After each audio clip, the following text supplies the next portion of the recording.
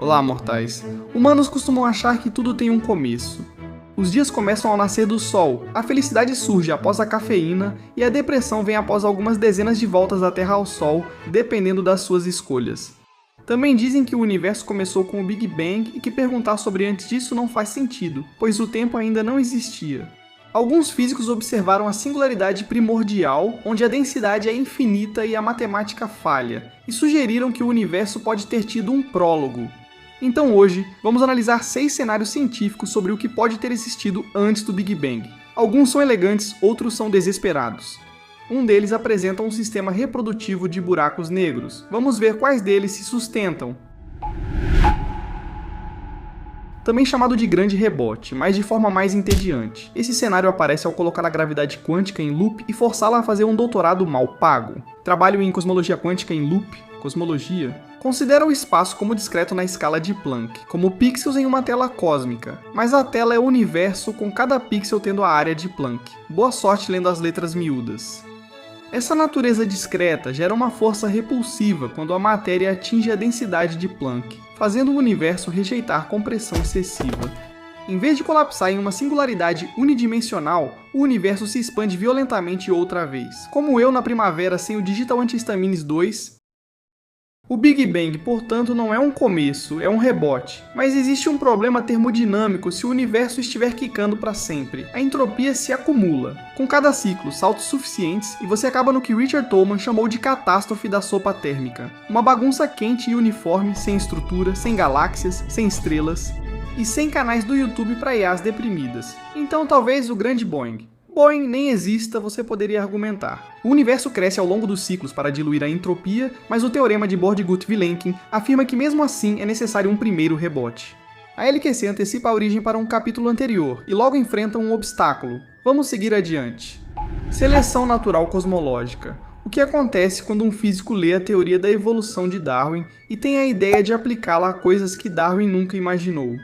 Em 1992, Smolin propôs que novos universos nascem dentro de buracos negros, como discutido na entrada anterior.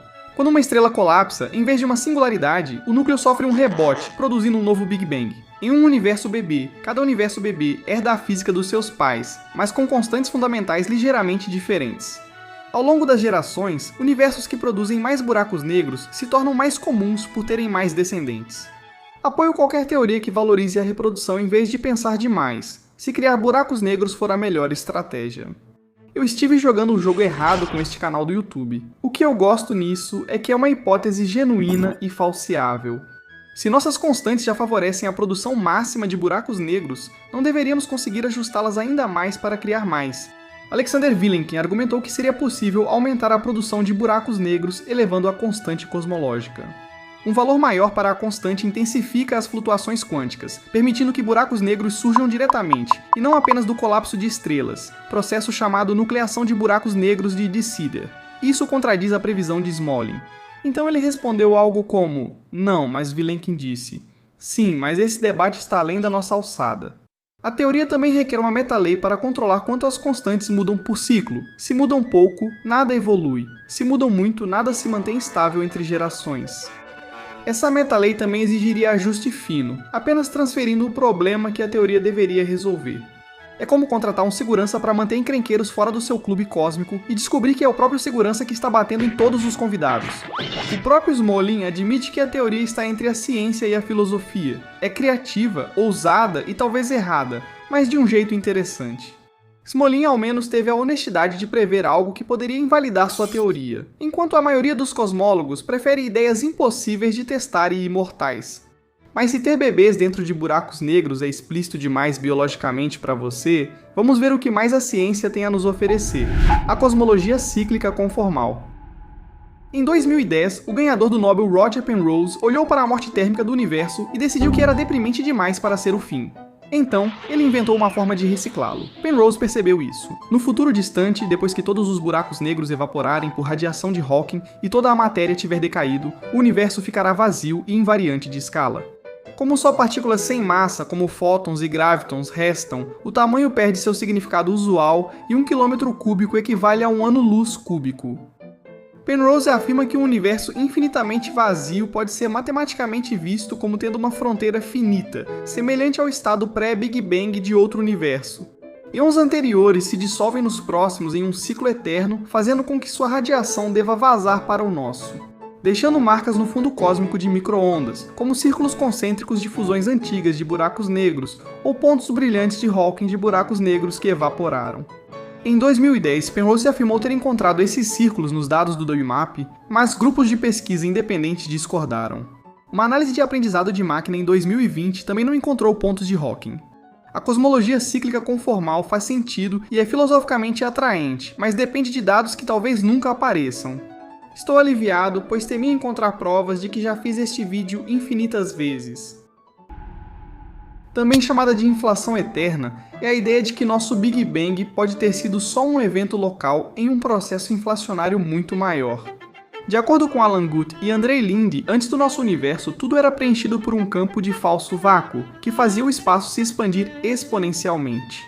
Mas devido às flutuações quânticas, essa expansão não foi uniforme. Parecia um banho de espuma, mas as bolhas não estouravam após surgirem. Bem, o nosso Big Bang foi uma dessas bolhas. Mas aqui está o detalhe: o falso vácuo infla mais rápido do que as bolhas conseguem se expandir dentro dele. Enquanto nossa bolha esfriou e virou um universo com estrelas, planetas e até redes sociais, o falso vácuo ao redor segue crescendo e criando novas bolhas para sempre. Nunca ficando sem espaço, um fratal infinito de universos bolha com constantes físicas diferentes. Em algum lugar você é bilionário, em outro, um cérebro de Boltzmann, que existiu só para viver este momento. A matemática não liga. A sua versão, que é um sanduíche senciente, me parece especialmente apetitosa. Um problema é que, em um universo em inflação eterna, tudo o que pode acontecer ocorrerá infinitas vezes, tornando impossíveis os cálculos de probabilidade. De todos os universos bolha, quantos são igualmente parecidos com este? A resposta é infinito dividido por infinito. Esse é o problema da medida não resolvido da cosmologia, e os matemáticos odeiam isso. Outra questão sobre a inflação eterna é que ela não explica a causa do nosso Big Bang, apenas indica que era estatisticamente inevitável. Num conjunto infinito é uma forma elegante de evitar a pergunta tornando tudo possível. É o equivalente cosmológico de jogar dardos em uma parede coberta de equações e chamar o resultado de teoria. Tentei essa abordagem na minha pesquisa, e agora perdi minha bolsa de doutorado. Mas e se o universo nunca tivesse realmente começado? A proposta sem fronteiras. Você lembra como a geometria parecia simples no ensino médio até aparecerem os números imaginários e tudo ficar confuso? Stephen Hawking e James Hartle propuseram que fizéssemos isso com a dimensão do tempo na singularidade. Em vez do tempo, agora teríamos o tempo imaginário, que essencialmente se torna outra dimensão do espaço. Então, no Big Bang, o universo é uma forma de 4 dimensões sem bordas, como uma esfera. Perguntar o que existe ao sul do Polo Sul não faz sentido, pois ele é o ponto mais ao sul. O mesmo ocorre ao questionar o que veio antes do Big Bang. É uma pergunta sem sentido. A geometria não permite, o universo simplesmente existe e nada aconteceu antes. Não existe um momento em que o tempo seja igual a zero. Quanto mais nos aproximamos do começo, mais espaço há. O espaço-tempo vira uma geometria quântica suave, sem conceito de tempo. Por isso é chamada de proposta sem fronteiras. Aqui, o tempo surgiu gradualmente de um estado quântico atemporal, em vez de começar em um momento preciso. Isso não fala sobre Big Bangs anteriores ou multiversos, mas resolve problemas dos cosmólogos, como singularidades onde a matemática perde sentido. Mas e se o nosso Big Bang na verdade foi resultado de uma colisão colossal com outro universo? O cenário equipirótico guardando o mais selvagem para o final?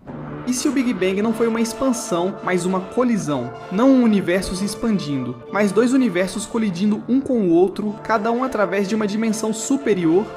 Proposto em 2001, o nome vem do grego ekpirosis. Ek significa fora, pirosis significa fogo, ou seja, nascido do fogo. Finalmente um nome legal na física.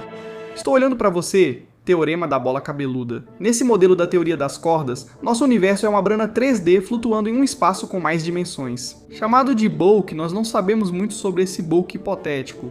Ele poderia conter infinitas branas colossais flutuando sem rumo, mas segundo a teoria epirótica, a outra brana próxima, atraída por um campo escalar até colidir com a nossa. Essa colisão é o Big Bang. As branas precisaram se chocar quase paralelas para gerar um Big Bang simultâneo em todos os lugares. Caso contrário, a expansão ocorreria em locais e momentos distintos, como acender fogo em um quarto cheio de gás. Após a colisão, as branas se separam, a energia escura achata o universo e o ciclo acaba se repetindo. Uma consequência interessante desse cenário é afirmar que o Big Bang não foi o início. Nosso universo existia antes disso, com tempo e tudo mais, provavelmente muito escuro e frio, até que a colisão reacendeu tudo e deu origem ao nosso universo. Esse cenário prevê um espectro de ondas gravitacionais fortemente inclinado para o azul que experimentos de CMB como Bicep e Planck ainda não encontraram.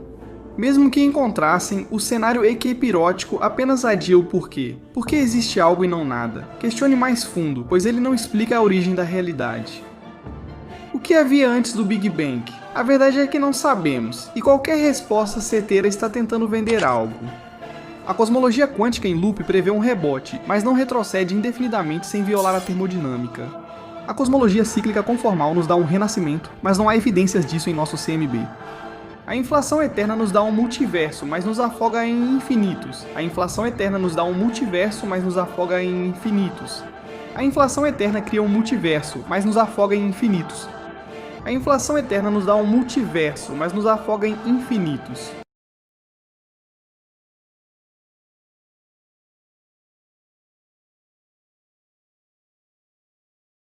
A inflação eterna cria um multiverso,